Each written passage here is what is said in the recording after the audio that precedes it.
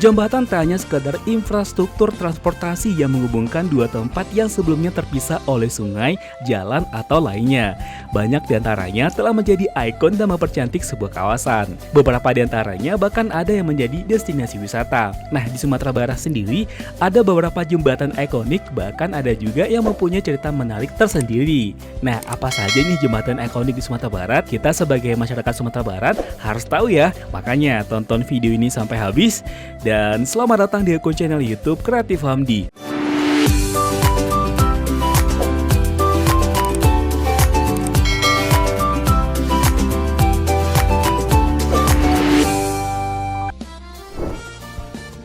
Tujuh jembatan ikonik di Sumatera Barat. 1. Jembatan Siti Nurbaya. Jembatan Siti Nurbaya terletak di kawasan Kota Tua di Kota Padang.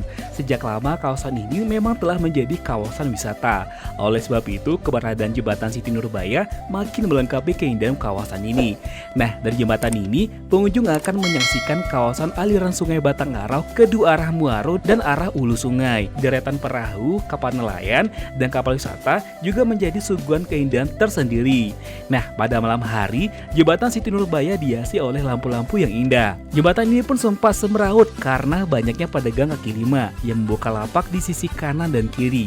Namun sekarang jembatan Siti Nurbaya telah dibersihkan dan siap menerima pengunjung. Jembatan yang panjangnya 156 meter ini mulai dibangun pada masa pemerintahan Soeharto, yaitu pada tahun 1995. Biayanya berasal dari pusat dan daerah. Selain itu juga ada bantuan dana dari salah satu bank dan koperasi. Jembatan ini pun rampung di awal tahun 2002. Nah, nama Siti Nurbaya sendiri diambil dari tokoh novel karya Marah Rusli. Konon menurut novel itu, kaki Gunung Padang di dekat jembatan merupakan tempat peristirahatan terakhir sang tokoh yang dikenal sebagai korban kawin paksa dengan Datuk Maringgi.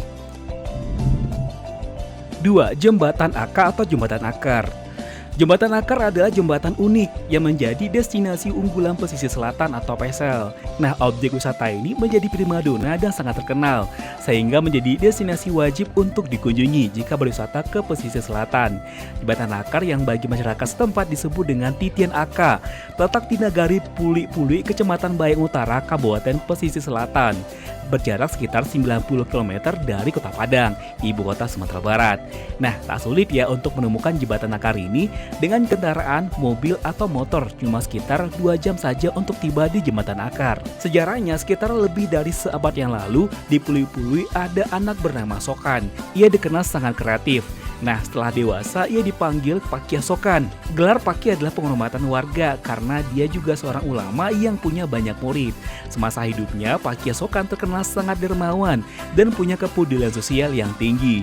Namun ia gelisah karena warga yang diantaranya adalah anak menakan dan murid-muridnya harus menyeberang Batang Bayang setiap hari. Sebelum jadi Nagari Puli-Puli, ada 2 kampung yang dibelah oleh Batang Bayang, yakni Kampung Puli-Puli dan Kampung Lubuk Silau di seberang.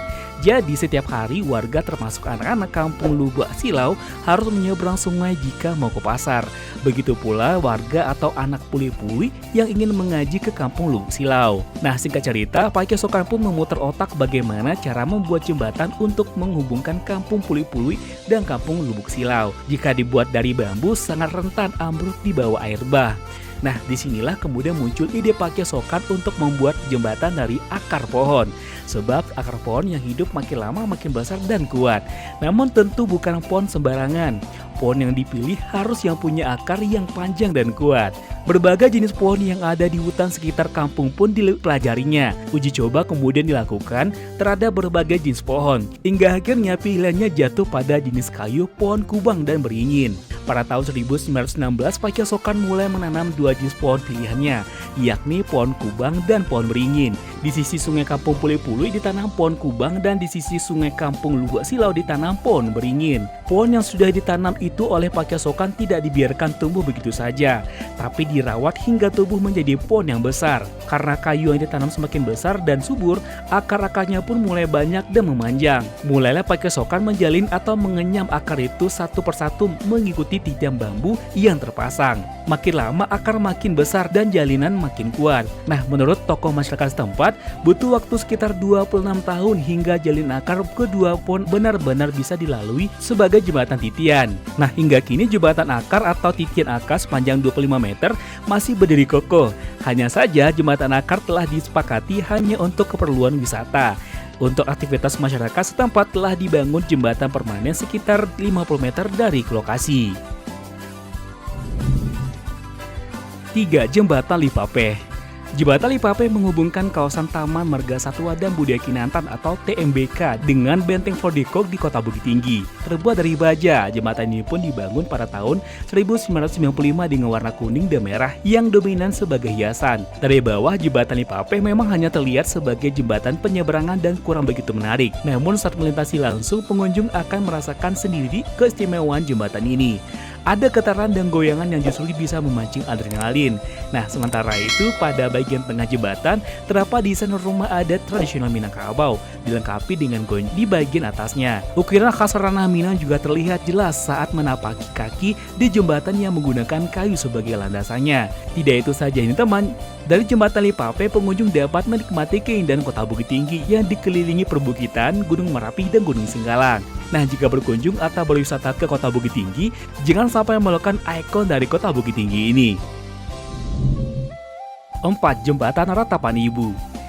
Jembatan Ratapan Ibu juga merupakan jembatan ikonik di Kota Payakumbuh. Nah, jembatan Ratapan Ibu dibangun pada tahun 1804 bertepatan setelah 8 tahun Belanda masuk ke Indonesia. Nah, jembatan ini memiliki panjang sekitar 40 meter dan dibuat dengan arsitektur berbahan dasar batu merah setengah lingkaran yang kemudian direkatkan. Bangunan jembatan ini tetap kokoh walau tidak menggunakan tulang besi. Jembatan Ratapan Ibu ini juga menghubungkan antara Pasar Payakumbuh dengan Labuan Basilang dan Nagari Ayatabi. Nah, berdasarkan cerita rakyat di Kabupaten 50 Kota Sumatera Barat, jembatan ini dulunya merupakan tempat eksekusi para pemuda Minangkabau yang memperjuangkan kemerdekaan Indonesia. Pada saat itu, para pemuda yang melakukan pemberontakan tersebut ditangkap, lalu dibawa ke jembatan tersebut untuk dieksekusi. Mereka berbaris di bibir jembatan, lalu ditembak mati. Setiap orang yang ditembak langsung jatuh dan terbawa derasnya sungai air Batang Agam yang mengalir di bawah jembatan tersebut. Para wanita yang menyaksikan tragedi memilukan ini pun tak kuasa menahan tangis, meratapi suami dan anak laki-lakinya dieksekusi. Dari kisah inilah jembatan tersebut dinamakan Jembatan Ratapan Ibu. 5. Jembatan Guranti. Jembatan gantung yang terletak di Ngarai Sianyia, Negari Guguk Tabe Salojo, Kecamatan 4 Koto, Kabupaten Agam, Sumatera Barat, menjadi spot foto menarik bagi sebagian fotografer di daerah tersebut. Nah, jembatan ini juga merupakan jembatan yang sangat ikonik di daerah ini. Jembatan ini pun disebut-sebut sebagai jembatan gantung besi terpanjang di Sumatera Barat. Jembatan ini merupakan jembatan penghubung antara Jorong Guguk Ranah dan Jorong Guguk Tinggi. Nah, jembatan yang selesai dibangun pada tahun 2016 ini membentang ngarai atau jurang sedalam lebih kurang 75 meter dan terdapat 2 air terjun kecil yang mengalir dari irigasi di atas ngarai. Berlokasi tidak jauh dari Kota Bukit Tinggi, hanya lebih kurang 6 km dengan kendaraan roda 2. Jembatan gantung dengan latar belakang Gunung Singgalang di bagian selatan menjadi tujuan wisata alternatif bagi masyarakat serta para fotografer. 6. Jembatan Tinggi Silayang. Di Sumatera Barat juga ada jembatan kereta yang layak menyandang gelar fenomenal seperti Jembatan Cisomang, Jembatan Cikubang, dan Jembatan Ciraung di Jawa Barat. Nah, yaitu adalah Jembatan Tinggi Silayang yang masih terlihat kokoh dan terkesan perkasa pilar-pilar besinya jika dilihat langsung. Nah, Jembatan Tinggi Silayang berada di Kelurahan Silayang Bawah, Kecamatan Padang Panjang Barat. Nah, yang jembatan ini sendiri memiliki tinggi sekitar 20 meter dan dibangun pada masa kolonial Hindia Belanda, yaitu pada tahun 1818. Nah, jembatan single track ini memiliki bentuk yang unik, di mana desainnya melengkung ke bawah dengan rupa setengah lingkaran. Nah, dikatakan unik karena bentuk jembatan kereta seperti ini hanya ada satu-satunya di Indonesia. Jembatan yang masih kokoh ini walaupun peninggalan zaman Belanda sebenarnya dibangun untuk menjadi penghubung jalur kereta api di perbukitan. Hal tersebut dikarenakan Sumatera Barat dikelilingi perbukitan dan masuk dalam jajaran bukit barisan yang ada di Kota Padang Panjang. 7. Jembatan Sungai Dare. Jembatan Sungai Dare ini sekarang merupakan ikon dari Darmasraya. Nah, jembatan ini pun jadi Golden Gate-nya Sumatera Barat yang dibangun sejak tahun 2015 hingga tahun 2018 yang menelan biaya sekitar 93 miliar rupiah. Selain jembatan Sungai dari Darmasraya, ada jembatan pula yang perannya tidak kalah penting di Sumatera Barat. Kedua jembatan tersebut juga menjadi pengukir perekonomian, khususnya di Kabupaten Darmasraya. Nah, jembatan Sungai Dari akan meningkatkan konektivitas jaringan jalan antara Provinsi Sumatera Barat dan Provinsi Jambi. Sedangkan jembatan Pulai akan meningkatkan konektivitas jaringan jalan antara Kabupaten Darmasraya menuju Kabupaten Timpeh dan Padang Lawe. Nah, itulah dia teman 7 jembatan yang paling ikonik di Sumatera Barat. Gimana menurut pendapat teman?